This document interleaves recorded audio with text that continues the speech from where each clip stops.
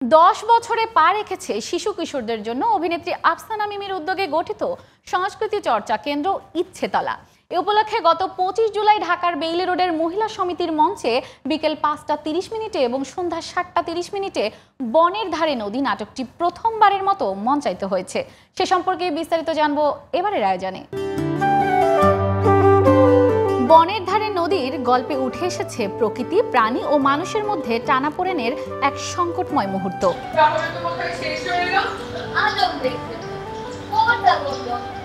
একটি বনের পাশ দিয়ে বয়ে চলা নদীকে ঘিরে হাতি, হরিণ, নেকড়ে, খরগোশ প্রজাপতি সহ নানান প্রাণীর বাস। একসময় নেকড়ে দাবি তোলে নদী কেবল তার। হাতি এর বিরোধিতা করে।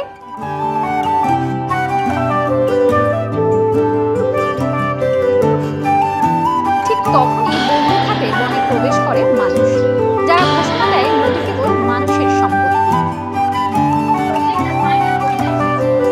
ফলে শুরু হয় সংঘাত, আর সেই আখ্যানই নাটকে প্রতিফলিত হয়েছে।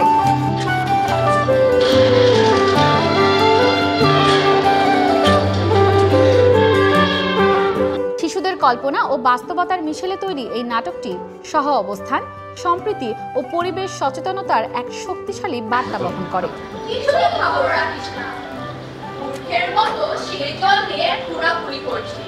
নাটকে অভিনয় করেছে ইচ্ছেতলার বিভিন্ন বয়সী শিশু শিল্পীরা।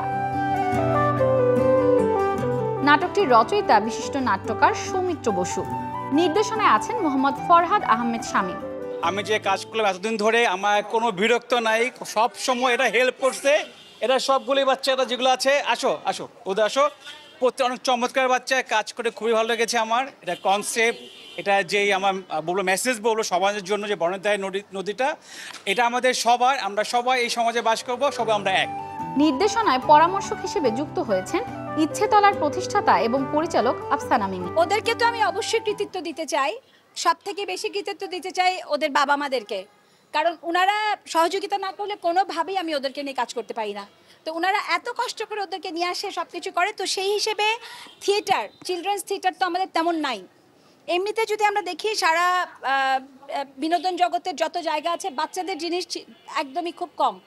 তো এই জন্য আমার মনে হয় যে বাচ্চাদের জিনিস যদি বাচ্চাদের জন্য কন্টেন্ট বলেন, বাচ্চাদের জন্য থিয়েটার বলেন, বাচ্চাদের সব কিছু টেলিভিশন প্রোগ্রাম বলেন, যা কিছু বলেন, বাচ্চাদের জন্য আমাদের দেশের আমি যদি ধরি যে অন্তত 25% বাচ্চা, তো অন্তত আমাদের সকল বিনোদন অনুষ্ঠানে অন্তত 25% বাচ্চাদের জন্য থাকা উচিত।